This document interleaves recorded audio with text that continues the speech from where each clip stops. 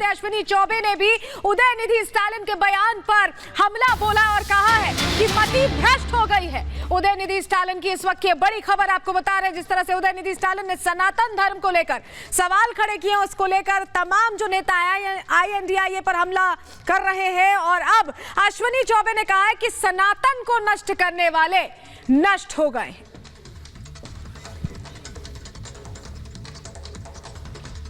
मुझे लग रहा है कि इनका दिवालियापन है, उनको मालूम नहीं कि हम सनातन संस्कृति जो है हमारी वो सनातन है और सनातन संस्कृति का अपमान नहीं सहेगा हिंदुस्तान। और जो लोग इस प्रकार के काम कर रहे हैं वो हाशिए पर चले जाएंगे। और इन लोगों को औरंगजेब और बाबर तो जो नहीं कर सका वही ये गठबंधन के जो ठगबंधन के लोग हैं, ये औरंगजेब और बाबर के नाम पर जो औरंगजेब बाबर नहीं किए सनातन धर्म को नष्ट, जितना आज वो उससे ज़्यादा बढ़ चढ़ करके ये ठगबंधन के जो तमाम नेता हैं और नेता पुत्र खानदानवाद, परिवारवाद, भ्रष्टाचारी, दुराचारी, ये सारे लोगों का जमात है। ये लोग एक जमात बना करके देश को लूटने का जो साजिश है, यही इनका षड्यंत्र है। और उदयनिधि के बयान के बाद पूरी बीजेपी हमलावर है। बीजेपी ने विपक्षी गठबंधन को कटघरे में खड़ा कर दिया है, लेकिन उदयनिधि स्टालिन अपने बयान से मुकर नहीं रहे। उन्होंने कहा है कि मुझे फर्क नहीं पड़ता बीजेपी क्या कुछ कहती है, क्या सोचती है। रिपोर्ट देखिए।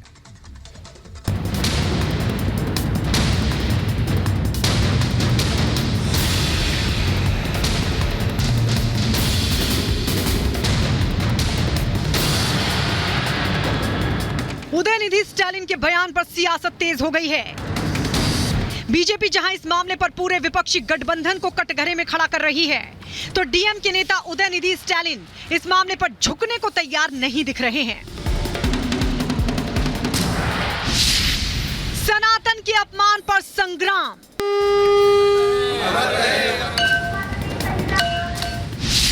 स्टालिन के बयान पर फंस गया विपक्ष।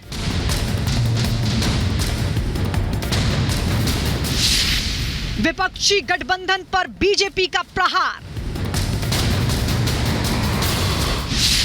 क्या सनातन विरोध है विपक्ष का एजेंडा? सनातन धर्म पर उदयनिधि स्टालिन के दिए गए बयान को लेकर विरोध थमने की बजाय बढ़ता जा रहा है। उत्तर से लेकर दक्षिण तक बीजेपी इस मुद्दे को लेकर विपक्ष पर हमलावर है। बीजेपी का आरोप है कि इस मामले पर विपक्षी दलों का गठबंधन चुप क्यों है? क्या सनातन को समाप्त करने के उदयनिधि के बयान से कांग्रेस के नेता सहमत हैं? बीजेपी नेता रविशंकर प्रसाद ने कहा कि विपक्षी दलों की बैठक के बाद ही उदयनिधि ने सनातन का अपमान किया है, क्योंकि हिंदू धर्म और संस्कृति का विरोध ही इस गठबंधन का आधार है। यही सवाल मुझे उदयनिधि से पूछना है। क्या इस्लामिक पंथ या क्रिश्चियन पंथ आस्था के देवी देवता के बारे में आप इतनी हल्की घटिया बातें करेंगे और आपको करने दिया जाएगा? कृपया करके सनातन के संस्कार जो भारत की सभ्यता का मूल केंद्र है उस पर इस तरह की घटिया बातें नहीं करें। राहुल गांधी क्यों खामोश है? ममता जी क्यों खामोश है? खड़गे जी क्यों खामोश है? नीतीश कुमार क्यों खामोश है? तेजस्वी यादव पिताजी को लेकर गए थे ना सिद्धि विनायक के दर्शन कराने। क्या मतलब है इसका? मोटी बात जान लें, सैकड़ों वर्षों का इस्लामिक राज तो सनातन की जड़ों को कमजोर नहीं कर सका। बीजेपी भले ही इस मामले पर आक्रामक हो, लेकिन तमिलनाडु सरकार के मंत्री और डीएम के नेता उदयनिधि स्टालिन इस मामले पर ना तो पीछे हटने को तैयार हैं, ना ही किसी तरह की माफी मांगने को तैयार हैं। I still stand by whatever I said. The DMK party was formed for social justice. I will always talk about it.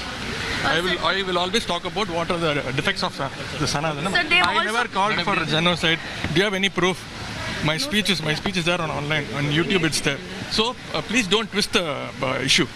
Sir, the INDI alliance bloc has none of the leaders have come in support of you. Or do you think they are afraid of the alliance? No. Let me ask you another question. BJP is opposing for whatever I said. BJP's alliance party, ADMK, did you ask them? Have they commented about it? वहीं बाबा बागेश्वर ने भी उदयनिधि स्टालिन को रावण की विचारधारा मानने वाला बता दिया है। बाबा ने कहा कि सनातन न खत्म हुआ है, न सनातन को कोई खत्म कर सकता है। रावण के खानदान के लोग हैं। अगर ऐसा भारत में रहने वाले किसी भारतीय ने कहा कि ये भारत में रहने वाले समस्त सनातनियों के दिल पर उन्होंने चोट पहुंचाई है। ये राम का देश है। राम के देश में सनातन जब तक इस भूमि पर जल रहेगा, सूर्य रहेगा, तब तक सनातन रहेगा। और ऐसे लोग बहुत आए और चले जाएंगे। वैसे ज़्यादा जानवरों को जवाब नहीं देना चाहिए। दिल्ली बीजेपी के नेताओं ने भी तमिलनाडु के मंत्री उदयनिधि स्टालिन का विरोध किया।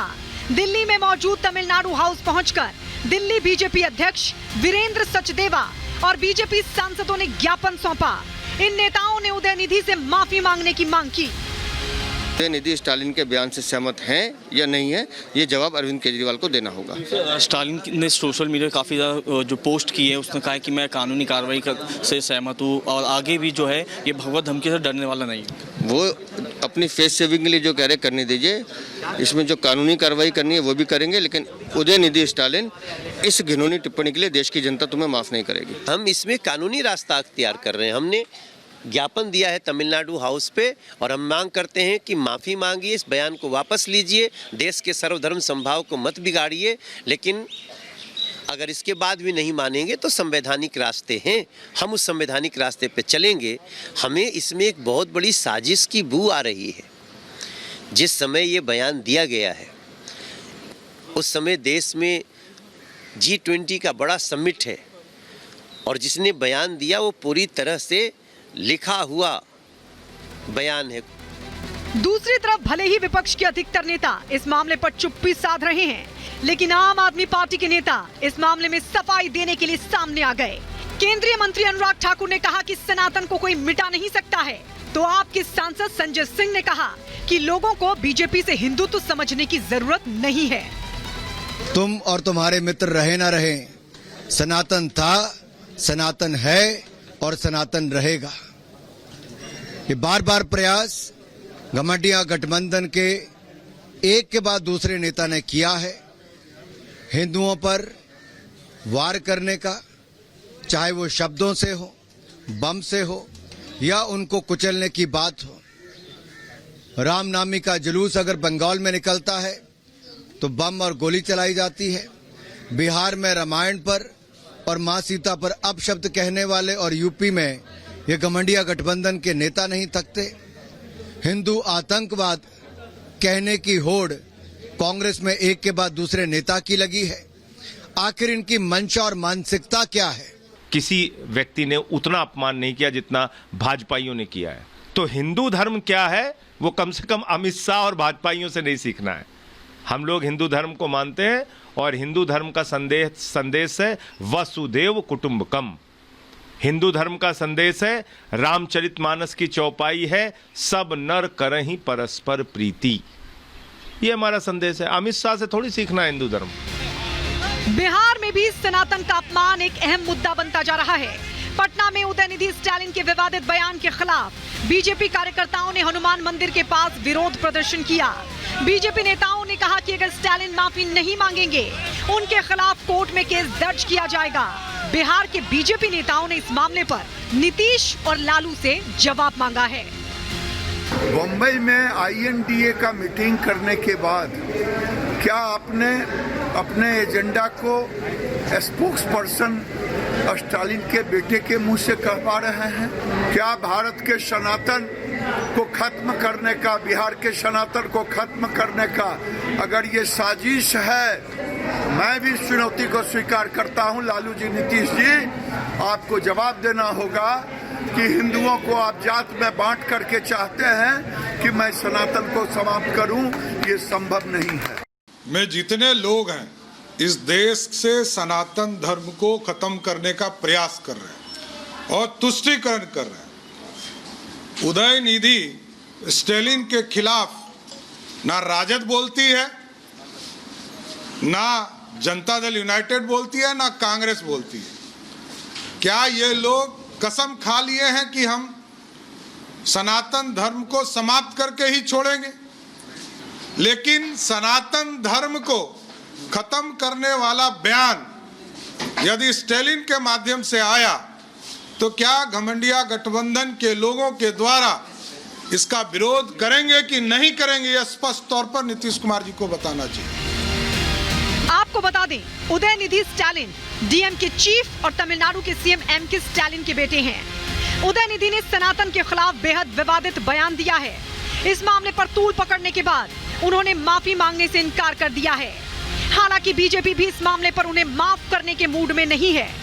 डीएम के विपक्षी दलों के गठबंधन का हिस्सा है, लेकिन इस मामले पर फिलहाल गठबंधन के दूसरे दलों ने चुप्पी साध रखी है। Bureau report, Republic Bharat.